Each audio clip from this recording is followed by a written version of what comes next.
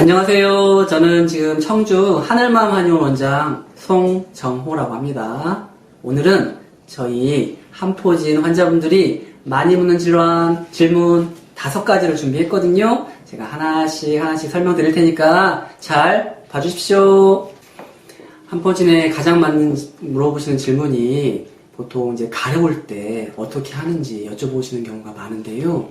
한포진은 손바닥, 발바닥, 표피에 수포가 올라와서 가려움을 동반하는 만성 재발성 습진성 질환이라고 말할 수 있습니다. 그래서 가려움을 많이 동반을 합니다. 가려울 때는 일단 미지근한 물이나 찬물로 잘 씻어주시고요. 간헐적으로 얼음 마사지 같은 걸 해주시는 것도 도움이 됩니다. 그리고 가려움을 유발하는 것들이 보통 보면 밖에서 먹는 고기나 수입 밀가루나 매운 거나 유제품 같은 걸 먹으면 가려움이 좀 더 심해질 수 있으니까 일단 그런 걸 조심하는 게 좋으시고요. 그리고 이제 숙면이 되면 가려움이 조금 덜 하거든요. 그래서 숙면을 하기 위해서 낮에는 좀 속보로 산책을 하는 게 좋습니다. 그리고 실내 습도 너무 건조하면 다 가렵겠죠. 그러니까 적정한 습도를 유지하시는 게 좋고요. 그리고 혹시 여름철 같은 경우는 따뜻한 일광, 자외선을 이렇게 손바닥을 쏘여주거나 발바닥을 쏘여주는 것도 참 도움이 됩니다.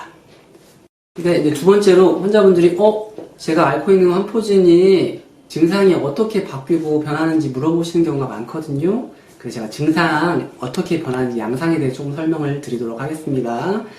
처음에 말씀드린 것처럼 수포를 동반하는 만성 재발성 염증 질환이라고 했는데요. 한포진은 일단 수포, 물혹이라고 하죠. 물주머니 같은 게 톡 올라오는 게 처음 증상이에요. 수포가 생기면서 가려움을 동반합니다.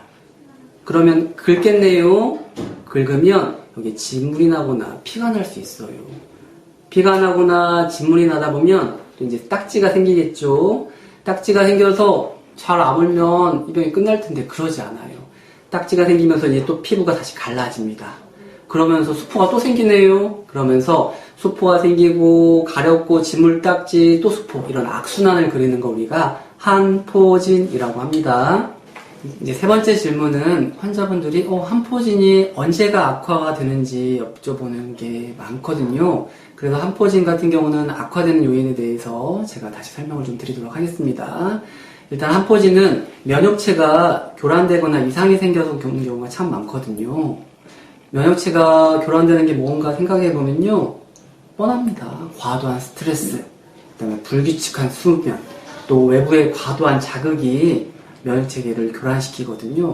그래 평소에 쓰는 클렌저나 비누나 샴푸들이 평소에는 문제가 없다가 어느 순간 이제 과자극이 돼서 문제를 일으킬 수 있고요. 그리고 한포진을 악화시킬 수 있는 또 안 좋은 식습관이 있는데요. 습진성 질환이기 때문에 알러지를 유발하는 음식들, 그 다음에 동물성 안 좋은 단백질, 수입 밀가루, 유제품 같은 걸 먹으면 한포진이 조금 더 악화되는 경향이 있습니다. 아무래도 습진성 질환이다 보니까 피부에 과거력, 기왕력이 있는 경우는 조금 더 심해질 수 있겠습니다. 그리고 좀 어느 정도 계절성은 있는데요. 한포진이 습진성 질환이기 때문에 아무리 여름에 좀 더 심해집니다.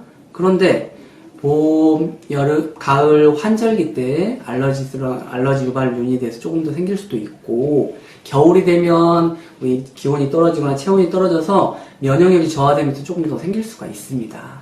여름에 생기는 경우가 많지만 다른 계절에도 생길 수 있는 가능성이 있다는 거 말씀드립니다. 네, 그 다음으로 환자분들이 이제 정말 많이 묻는 질문 제가 2가지를 조금 더 준비를 했는데요. 환자분들이 이제 손에 한포진이 있는데 불가피하게도 여자분이나 우리 어머님들이나 일할 때 물이 닿는 경우가 많아요. 그래서 선생님 저 한포진인데 물 닿아도 되나요? 라고 여쭤보는 경우가 참 많거든요.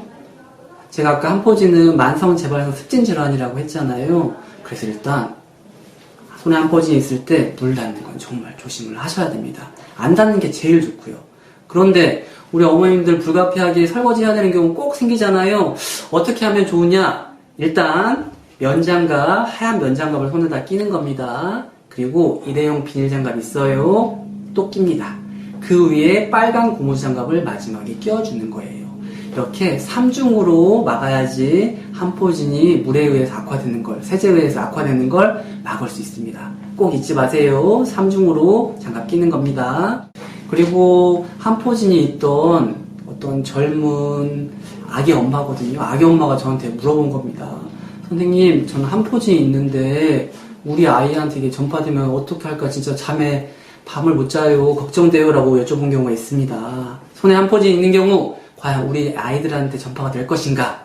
제가 그거에 대해서 답을 해드릴게요.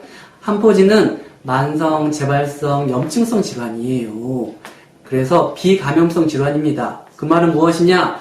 외부에 뭐 세균이나 바이러스가 침범해서 되는 게 아니라는 거예요.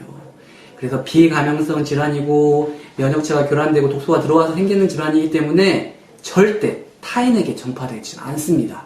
그래서 그건 안심하셔도 되는데 단점이 또 하나 있네요. 한포진 손에 생기지만 발에까지 될 수 있고요. 또 어떤 경우는 팔이나 이쪽으로 조금 더 올라가는 경우가 있습니다. 타인에게 전파가 되지 않지만 내 몸에서는 조금 퍼질 수 있다는 단점 기억하십시오.